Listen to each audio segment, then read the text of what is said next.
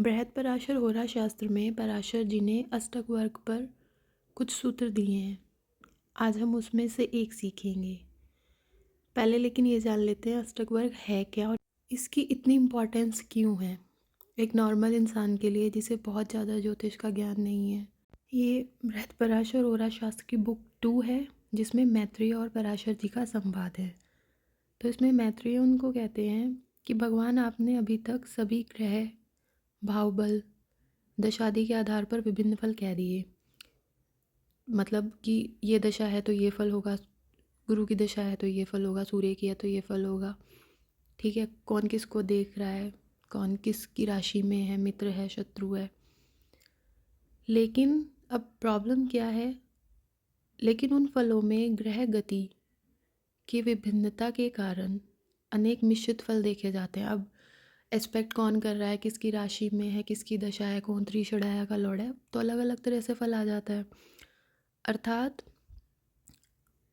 बताए गए जो सारे फल ही होंगे उनमें से अथवा उनमें से कुछ इत्यादि प्रकार के निश्चय पूर्वक करना मनुष्यों के लिए कठिन है। तो उनका ये कहना है कि बहुत सारे फल निकलेंगे। अब त्रिषडाया है या जैसे थर्ड लॉर्ड की दशा आ गई, वो ट्रैवल भी करेगा, वो भाई बहनों से भी करेगा, वो त्रिषडाया भी हो जाएगा। अब वो कहते हैं कि कलयुग में पाप कर्मों की वृद्धि होने के कारण मनुष्य की बुद्धि उतनी तीक्ष्ण नहीं होगी, मतलब उतनी शार्प नहीं होगी, इतना दिमाग होगा ही नहीं उसमें, क्योंकि उसके पाप बहुत बढ़ जाएंगे। और हम सब क्या है, हम तो कलयुग में ही जी रहे हैं। इसलिए कृपा करके अनेक ऋषियों द्वारा समर्पित फलादेश की कोई ऐसी पद्धति बताएं जिसमें अल्प बुद्धि मनुष्य भी फल वचन में समर्थ हो सके। तो उन्होंने कहा कि कोई ऐसी जो है हमें टेक्निक बता दो कि जिसमें अल्प बुद्धि है, थोड़ी सी बुद्धि भी है, जिसमें वो जो है कथन कर दे, मतलब वो प्रिडिक्शन कर दे, उसमें समर्थ हो, उसमें कैपेबल हो। ठीक है, तो अब इसके बाद पराशर जी बोलते हैं, ये तो मैत्रेय ने उनसे क्वेश्चन किया कि ऐसी कोई पद्धति बताओ जो एक नॉर्मल इंसान भी जो है प्रिडिक्शन कर सके ईजीली, बिना ये देखे कौन सा ग्रह है, क्या है, कहाँ बैठा है। तो पराशर जी बोलते हैं, तुमने बहुत अच्छा प्रश्न पूछा कि ठीक है, अच्छा क्वेश्चन है।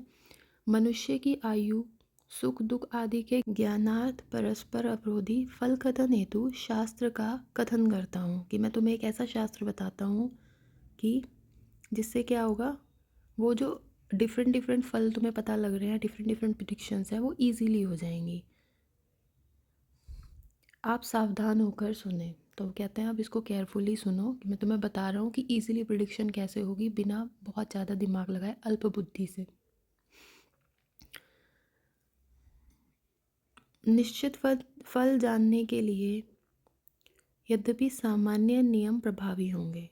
अब वो कहते हैं कि जो निश्चित फल जानना है उसमें भी सामान्य नियम प्रभावित होंगे जो ऑलरेडी पराशर ज्योतिष में लिखे हुए हैं, किंतु एक ही परिस्थिति में फलों की भिन्नता देखी जाती है।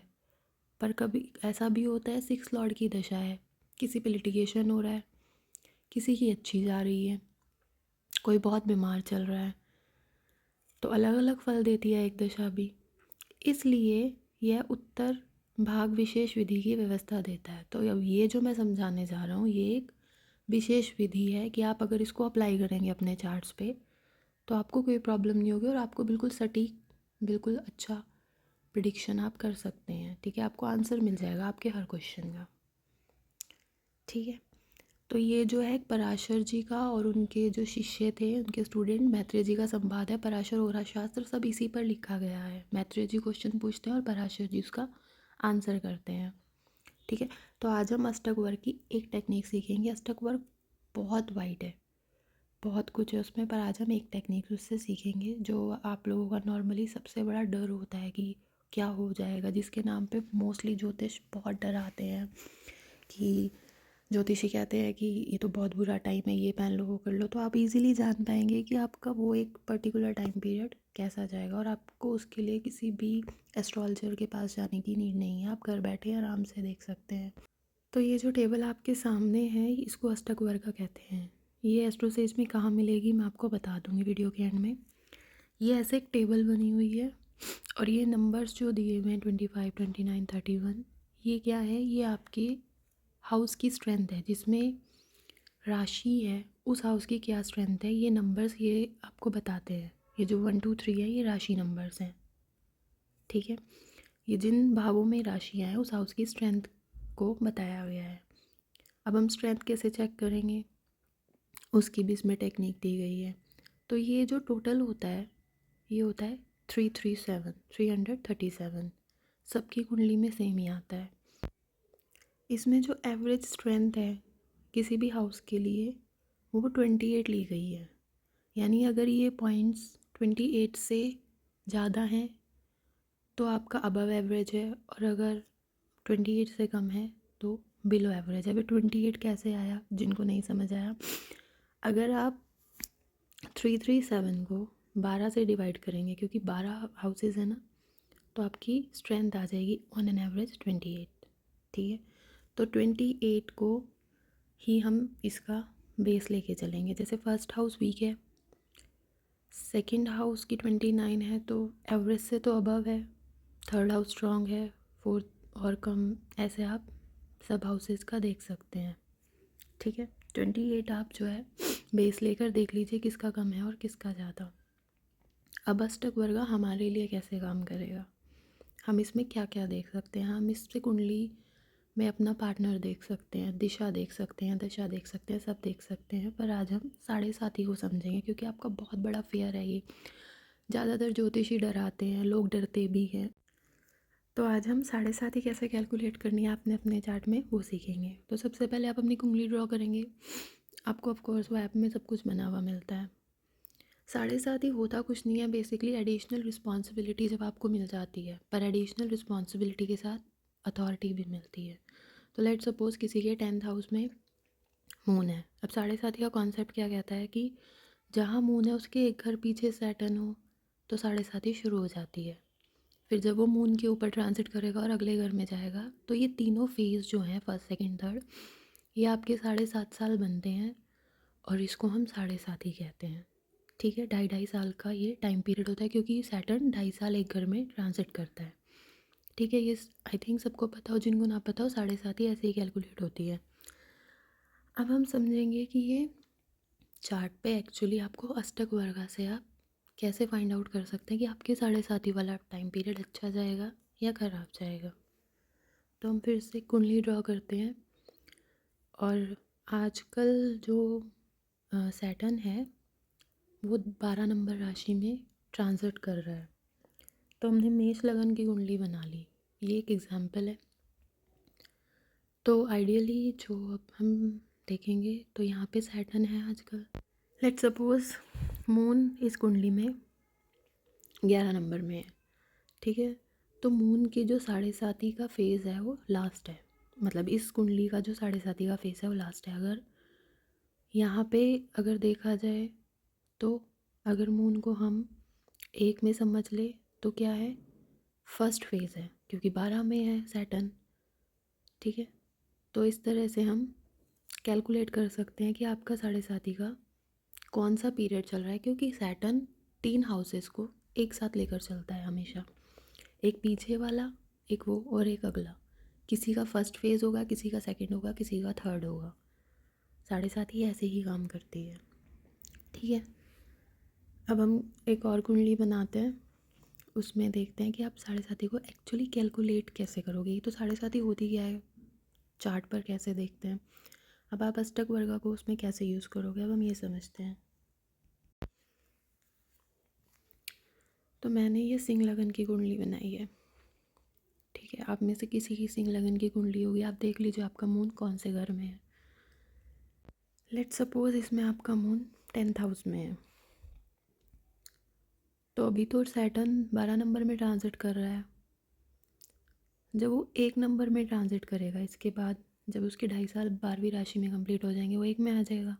सैटर्न जैसे ही आएगा, इसकी जो है जिसका ये चार्ट है उसकी साढ़े साथी शुरू हो जाएगी। तो ये क्या हो गया, ये फर्स्ट फेज़ हो गया। अब ये यहाँ पे क्या लिखा है, 1 नंबर लिखा है, ठीक है। तो जहाँ 1 नंबर राशि लिखी है उस हाउस की स्ट्रेंथ कितनी है, उस हाउस की स्ट्रेंथ है 25। अभी 28 से कम है, यानी जो साढ़े साथी का फर्स्ट फेज़ होगा वो बहुत अच्छा नहीं जाएगा। तो हमने यहाँ 25 लिख दिया। अब 2 नंबर राशि में क्या है, 29 नंबर है, हम यहाँ 29 लिख देते हैं। अब तीसरी जो राशि थी वो कौन सी होगी, 3 नंबर, उसमें हम 31 लिख देंगे। ये 3 हाउसेस जो है 7.5 में आएंगे। तो अब हम इसको कैलकुलेट कैसे करेंगे कि जो 1 नंबर राशि में जब यहाँ होगा, यानी अपने फर्स्ट फेज़ में होगा, तो 7.5 के अच्छे रिजल्ट्स नहीं आएंगे, ये परेशान करेगी, रिस्पॉन्सिबिलिटीज़ ज़्यादा होंगी, दुख होगा। जब ये सेकंड फेज़ में जाएगी मून के ऊपर तो थोड़ी बेटर होगी, 29। और जब थर्ड में जाएगी तो 31 है, तो ठीक स्ट्रेंथ है हाउस की, अच्छी होगी, ख़राब रिजल्ट्स नहीं आएंगे। ओवरऑल हम कह सकते हैं कि शुरू के 2.5 साल ख़राब हैं, फिर ठीक है, और फिर उससे भी बेहतर है। अब इसी को हम एक और दूसरे एग्जांपल के साथ समझते हैं। यही टेबल पर सपोज़ मून जो है अब आपका 6 नंबर राशि में है, तो सबसे पहले 5 में आएगा सैटर्न, ठीक स्ट्रेंथ है। फिर 6 में आएगा सेकंड फेज़ में, ठीक स्ट्रेंथ है। और फिर 7 में आएगा थर्ड फेज़ में, अच्छी स्ट्रेंथ है। तो ओवरऑल हम क्या कह सकते हैं कि 7.5 ही अच्छी जाएगी, पेनफुल नहीं होगी, क्योंकि तीनों ही जो हाउसेज हैं उनकी स्ट्रेंथ 28 से ज़्यादा है, और 7 जो थर्ड फेज़ है उसकी तो काफ़ी अच्छी है, 37 है। तो ये जो 7.5 ही जाएगी, ये अच्छी जाएगी। और एक एग्जांपल देखते हैं, अगर यही जो है 9, 10 एंड 11 हो जाए, यानी मून जो है 10th राशि में हो, तो फर्स्ट फेज़ में स्ट्रेंथ बहुत अच्छी कुछ नहीं है, ख़राब है, तो ये फेज़ अच्छा नहीं जाएगा। इसके बाद सैटर्न 10 नंबर में जाएगा जहाँ मून है, तो सेकंड फेज़ भी ख़राब है, 28 से कम है। और फिर सैटर्न जब मून से नेक्स्ट राशि में जाएगा 22, तो ये कोई अच्छी तो 7.5 ही नहीं है, बैड रिजल्ट्स हैं, पेनफुल होगी।